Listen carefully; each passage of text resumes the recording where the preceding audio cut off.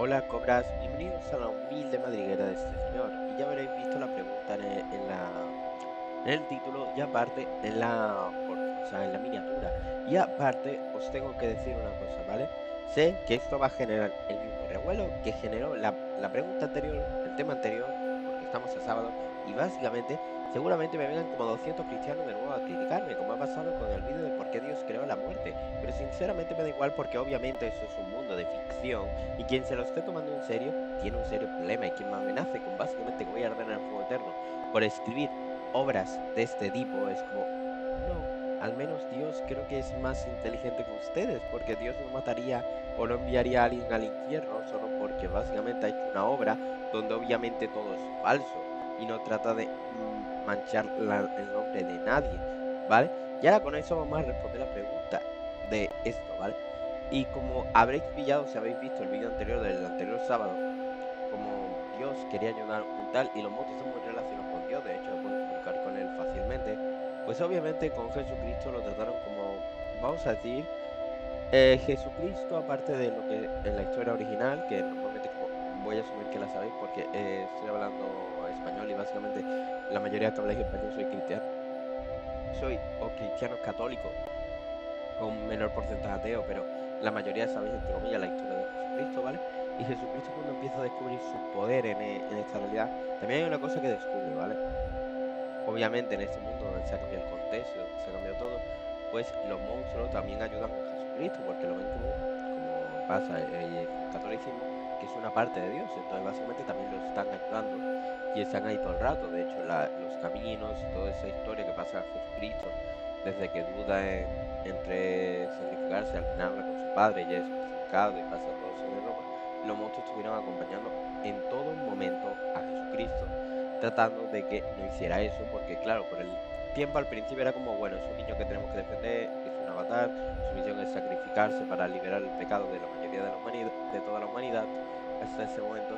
Entonces, vamos a hacerlo, solo tal, pero claro, al fin y al cabo les cogió cariño, ¿sabes? O sea, los monstruos cogieron cariño a Jesucristo y entonces él al final pues cuando pasa eso, cuando es crucificado y al tercer día renace, pues pasa algo curioso, aunque los monstruos sabían que Jesucristo estaba en el maldito cielo, pues le daba un poco de rabia porque saben que con el único entidad que podían hablar del cielo eran con los seres celestiales que bajan de allí y con Dios.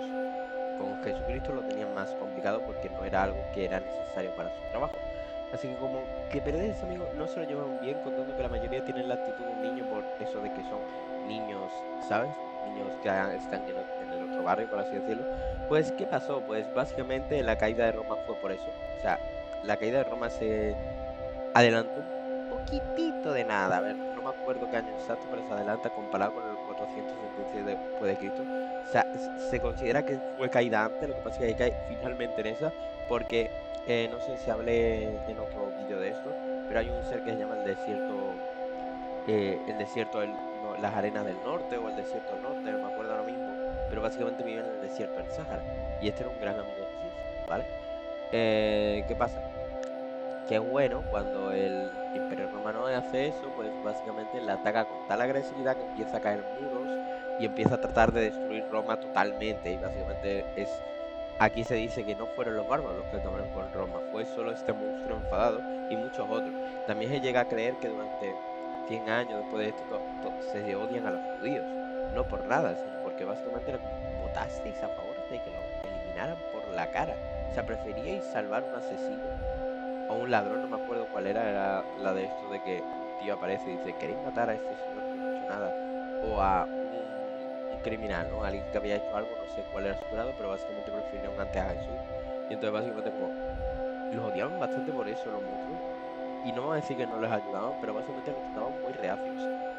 Ya con el tiempo, pues fueron limando las experiencias, ya como, bueno, no te odiamos, sabemos que eras especial. Tu descendiente no tienen la culpa de lo que hiciste tú, así que vamos a tratarlos igual que el resto, ¿vale? O sea, aparte de la aceleración de la caída de Roma, se considera que fue un efecto muy importante, que cree que el desierto este del norte y algunos reyes se enfadaron bastante y crearon bastante caos. Se cree que el desierto del norte no paró de sonar fuerte durante, voy a llamarlo desierto del norte, no sé si es su nombre correcto, creo que sí, Lo que pasa es que su nombre es un poco raro porque siempre va cambiando por, ¿sabes? Un ser que lleva viviendo milenios y literalmente no para de sonar de ira, de tal.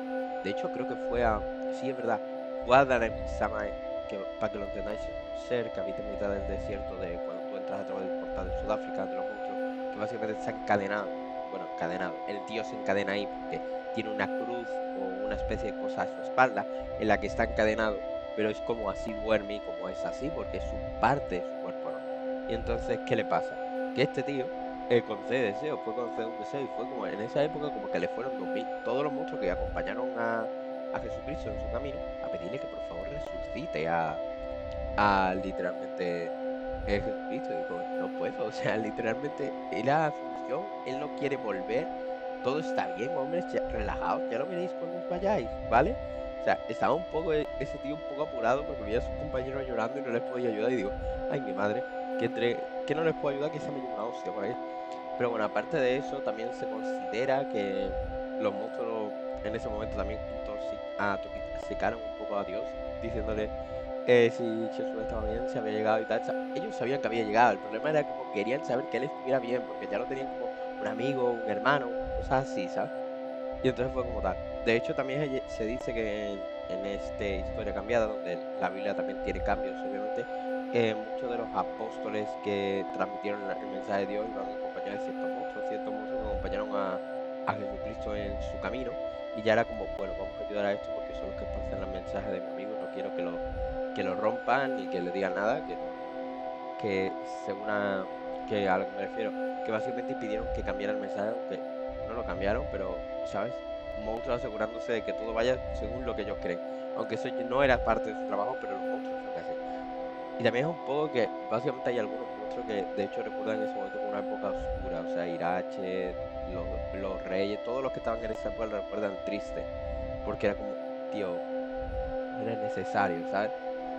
Y también el inicio de la historia y todo. Es que los monstruos y Jesucristo lo ven como. Claro, para el resto de personas fue el enviado de Dios, el que dio su vida por nosotros, para que nosotros pudiéramos ascender al cielo y tal.